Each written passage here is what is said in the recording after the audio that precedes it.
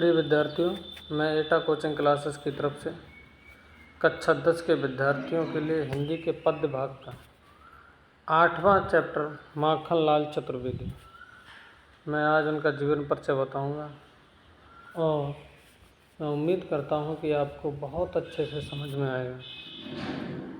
तो चलिए देखते हैं।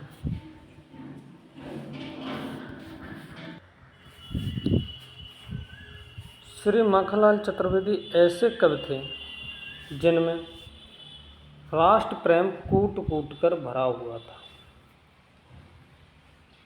परतंत्र भारत की दुर्दशा को देखकर इनकी आत्मा चीत्कार उठी थी।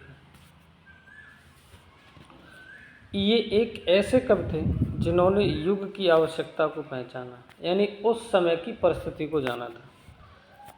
ये स्वयं त्याग और बलिदान में विश्वास करते थे तथा अपनी कविताओं के माध्यम से देशवासियों को उपदेश देते थे। राष्ट्रीय भावनाओं से पूर्णतः ओतप्रोत होने के कारण इन्हें भारतीय आत्मा के नाम से संबोधित किया जाता है। यानी भारतीय आत्मा के नाम से किस कवि को संबोधित किया जाता है? माखनलाल चतुर्वेदी।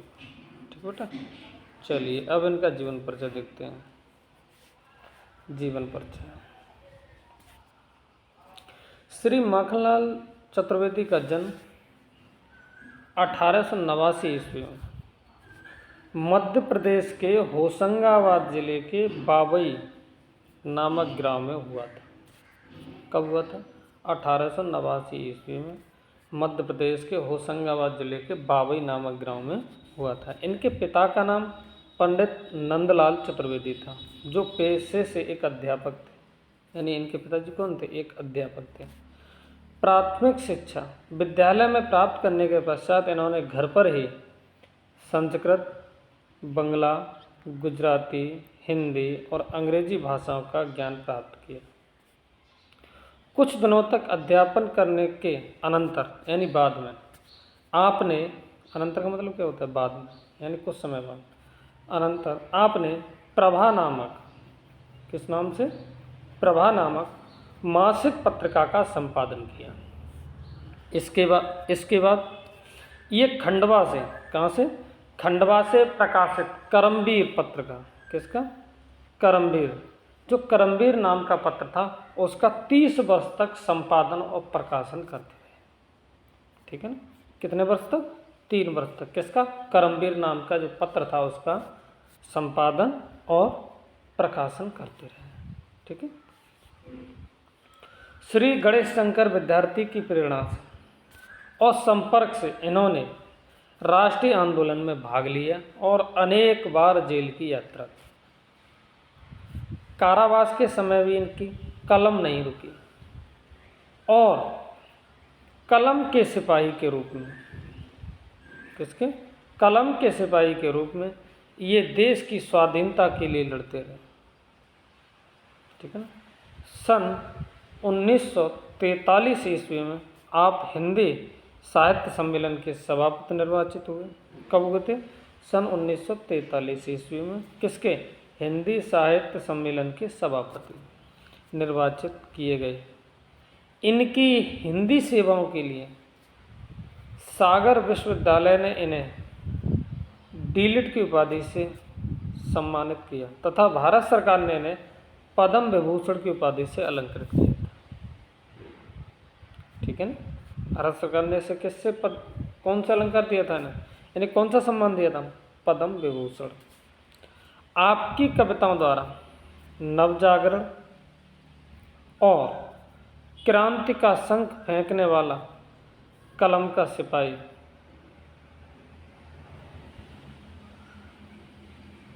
30 जनवरी सन 1968 को इस दुनिया से हमेशा के लिए चला गया।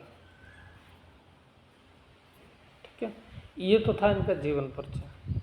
अब चलिए आगे इनकी कृतियों को देखते हैं, यानी रचनाओं को देखते हैं। चतुर्वेदी जी एक पत्रकार,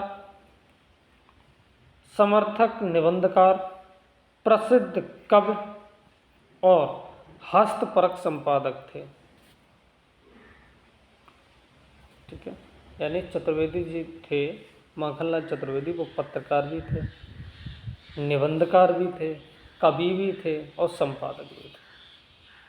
परंतु कवि के रूप में इनकी प्रसिद्धि अधिक है, यानी सबसे ज़्यादा कविताएं लिखी इन्होंने, कवि के रूप में ज़्यादातर जानते थे। लेकिन इनके अंदर सब था, यानी पत्रकार भी थे, निबंधकार भी थे, कवि भी थे, संपादक भी थे, लेकिन कविताओं के तरफ इनका ध्यान ज़्यादा था। इनके कविता संग्रह हिमक्रीटनी, हिमतरंगिणी, माता, युगचरण, समर्पण, बेड़ुले गूंजेधार, ठीक है ना। इनकी हिमतरंगिणी साहित्य अकादमी पुरस्कार से पुरस्कृत रचना है। कौन से पुरस्कार से? साहित्य अकादमी पुरस्कार से पुरस्कृत रचना है। इनकी अन्य प्रमुख कृतियाँ कौन कौन सी? अन्य प्रमुख देखते हैं, चलो। साहित्य देवता चतुर्वेदी जी की भावात्मक निबंधों का संग्रह है, यानी जो साहित्य देवता है वो इनका क्या है? भावात्मक निबंध संग्रह है। रामनवमी में प्रभु प्रेम और देश प्रेम को एक साथ चित्रित किया गया है, यानी एक इनकी रचना है रामनवमी। जो रामनवमी है उसमें देश प्रेम और प्रभु प्रेम दोनों को एक साथ दिखाया गया है। संतोष और बंधन सुख नामक रचनाओं में श्री गणेश शंकर विद्यार्थी की मधुर स्मृतियाँ सजोई गई हैं। कौन कौन सी में? संतोष में और बंधन सुख में गणेश शंकर विद्यार्थी की स्मृतियों को रखा गया है।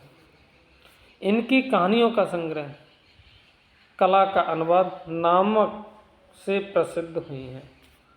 अगर इनकी कहानियों को देखा जाए तो कला का अनुवाद नाम से एक रचना है, उसमें सारी कहानियाँ लिखी गई हैं, ठीक है।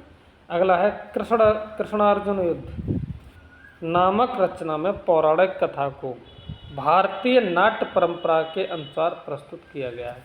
यानी जो कृष्णार्जुन युद्ध है जो ये इन्होंने लिखा है वो बिल्कुल एक नाटक के रूप में लिखा है। किसके रूप में लिखा है? नाटक के रूप में लिखा है, ठीक है। अब आगे देखते हैं इनका हिंदी साहित्य में स्थान। यानी इन्होंने जो अपने जीवन में पूरे जीवन भर कवि के रूप में, चाहे निबंधकार के रूप में, चाहे संपादक के रूप में जो कार्य किया है, उस कार्य के बाद इनका हिंदी साहित्य में क्या स्थान है? श्री माखनलाल चतुर्वेदी जी की रचनाएं हिंदी साहित्य की अमूल्य धरोहर हैं। आपने ओजपूर्ण भावात्मक शैली में रचनाएं कर युवकों में जो ओज और प्रेरणा का भाव भरा है, उसका राष्ट्रीय स्वतंत्रता आंदोलन में बहुत बड़ा योगदान है, ठीक है। राष्ट्रीय चेतना के कवियों में आपका मूर्धन्य स्थान है। हिंदी साहित्य जगत में आप अपनी हिंदी साहित्य सेवा के लिए सदैव याद किए जाइए, ठीक है बेटा। ये तो था इनका जीवन परिचय। अब अगली क्लास में मिलते हैं, तब इनके द्वारा जो पंक्तियाँ हाई स्कूल में दी गई हैं उनके बारे में हम व्याख्या करेंगे। इसी के साथ जय हिंद, जय भारत।